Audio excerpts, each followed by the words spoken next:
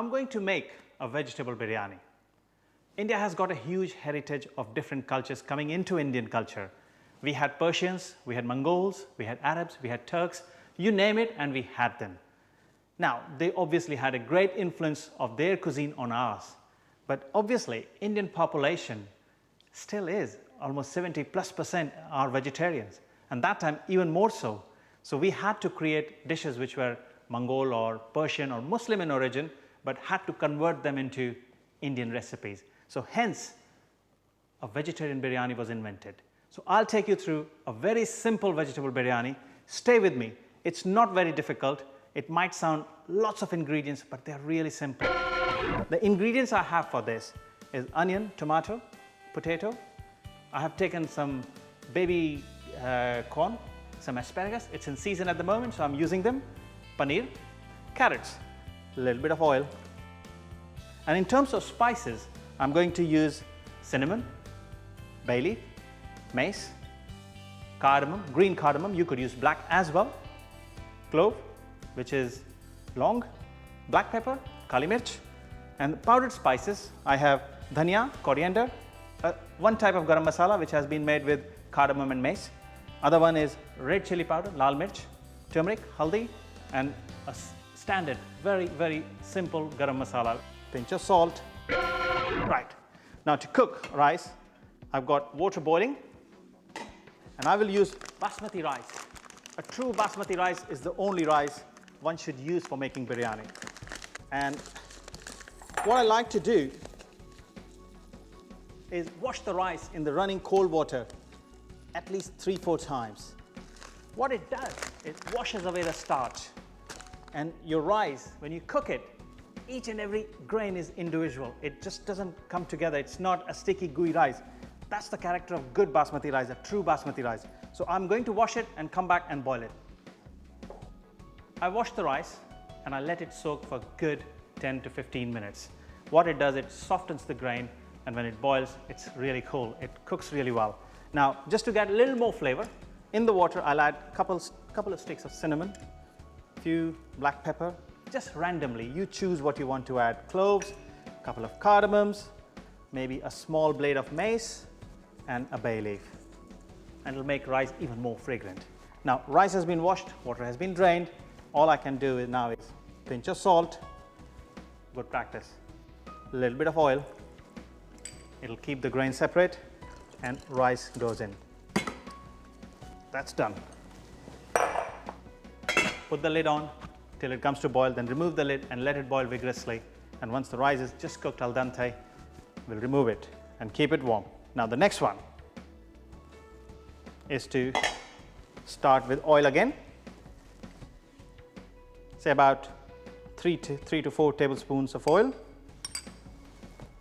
Now once the oil is really hot, what I do is add all the spices together. So I'm going to just take them in one bowl rather than trying to go one after another. Cinnamon, bay leaf, mace, a couple of cardamoms, 3-4 maybe, few cloves, and few black peppers. And that's a good combination. And the oil is really hot. It's at good temperature. And as it sizzles, perfect. This is what you want. Add the onions. Give it a stir. So I had about 2 onions and about 2 medium tomatoes. Put them all together. A good chef's cheat, pinch of salt. It helps to cook the onion well and caramelize as well. Now here is the naughty bit. You could wait for onions to caramelize and then add tomatoes, then add spices, but for biryani you actually don't need to do that. Put everything together. About 1.5 teaspoons of coriander, red chili. I like to say spices to taste, but I've just added about 1/4 teaspoon of red chili and about 1/2 teaspoon of turmeric, and just 1/4 teaspoon of garam masala. And I'll put everything together and let it cook till onion caramelizes and gives us a real gooey paste. You can also put the lid on if required. Move that aside, bring the one which is ready. And we have that, which is absolutely ready. And I'll bring that to a good heat. And I think my rice is about to boil. Just give a gentle stir. Let the rice come off the edge and the base of the pan. Don't stir too much, otherwise you might break the grain, and that's what you don't want. Keep checking it in between till it's ready. Now the rice is ready, absolutely al dente, and I'm going to drain it. Remove it, put it through the colander. All I need is rice. Don't need to keep the stock. Perfect rice. Now I can go on to saute my vegetables.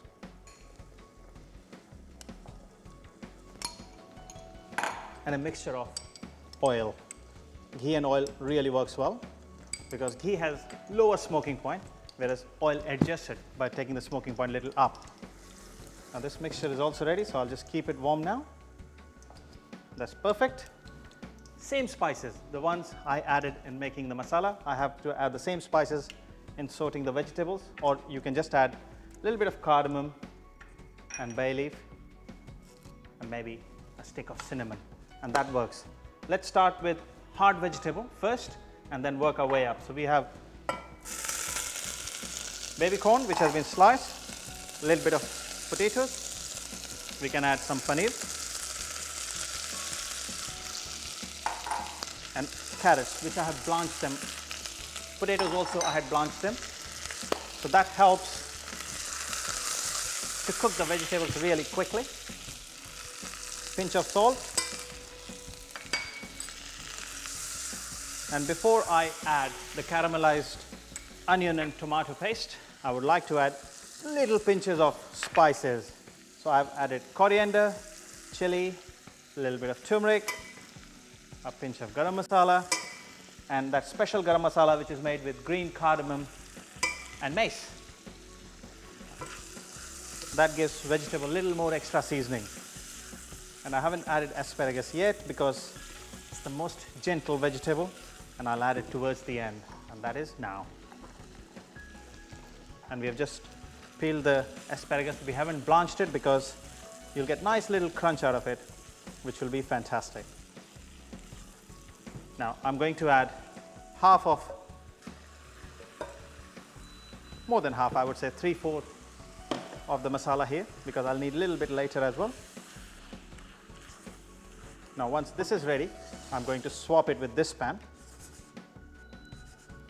Keep a little bit of masala at the bottom, a little bit of ghee. I can actually stop the heat, don't need heat at all. Right, now from the rice, I'm going to take out all the spices we had. So once the little masala is at the base, all I need to do is keep adding vegetable and rice layers. So I'll start with rice first, bring it here. Just a simple layer of rice there. It's quite a rich dish. I'm not going to pretend that it's for dieting. It is tough. A little bit of yogurt, pinch of Javitri Ilaichi powder, that's what I call it, and vegetables, a layer of vegetables. I think 2 or 3 layers like that would be fantastic if we can get that. 2 is good, 3 is excellent.